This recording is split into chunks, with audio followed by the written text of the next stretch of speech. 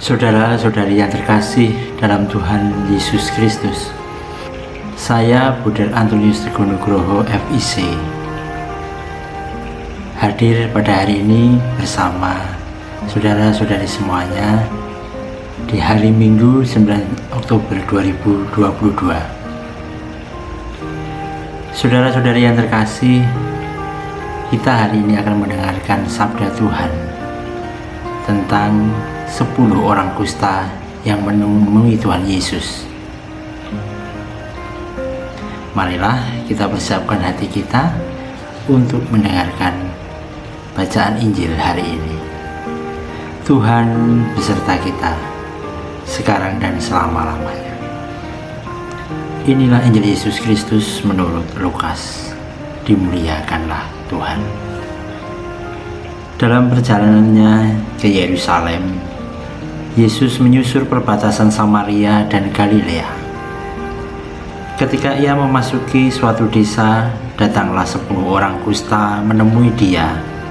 Mereka tinggal berdiri agak jauh dan berteriak, "Yesus, Guru, kasihanilah kami." Lalu ia memandang mereka dan berkata, "Pergilah, perlihatkanlah dirimu kepada imam-imam."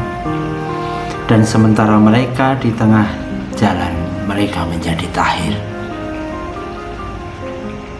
Seorang dari mereka ketika melihat bahwa ia telah sembuh, kembali sambil memuliakan Allah dengan suara nyaring. Lalu tersungkur di depan kaki Yesus dan mengucap syukur kepadanya. Orang itu adalah seorang Samaria. Lalu Yesus berkata, "Bukankah ke-10 orang tadi semuanya telah menjadi tahir? Di manakah yang 9 orang itu? Tidak adakah di antara mereka yang kembali untuk memuliakan Allah selain daripada orang asing ini?"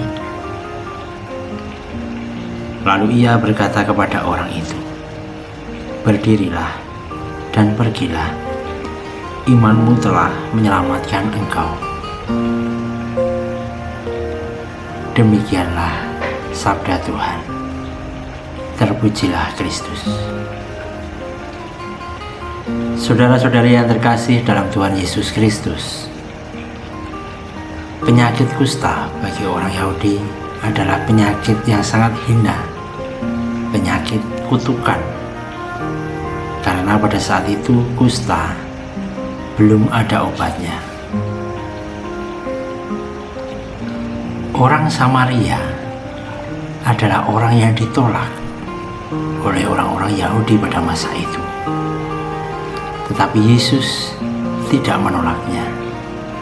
Bahkan ia menolongnya, menyembuhkan mereka dari penyakit kusta.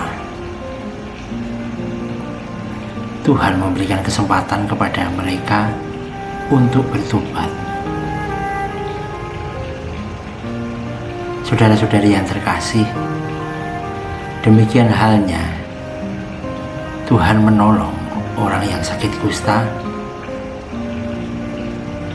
Saat ini pun ia melakukan hal yang sama kepada kita,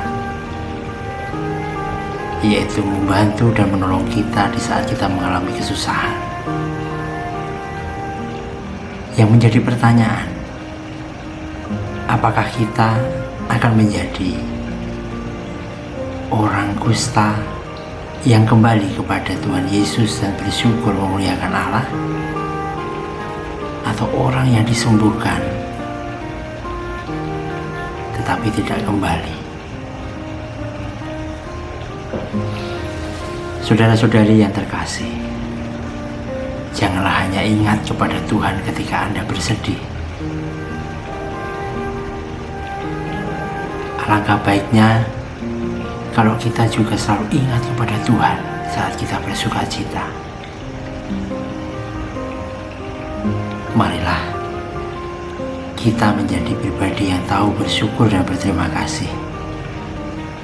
Karena tidak sedikit kita ditolong oleh Tuhan, namun terlalu sering kita melupakannya. semoga kita selalu ingat dan bersyukur karena kebaikan Tuhan kepada kita. Berkah dalam.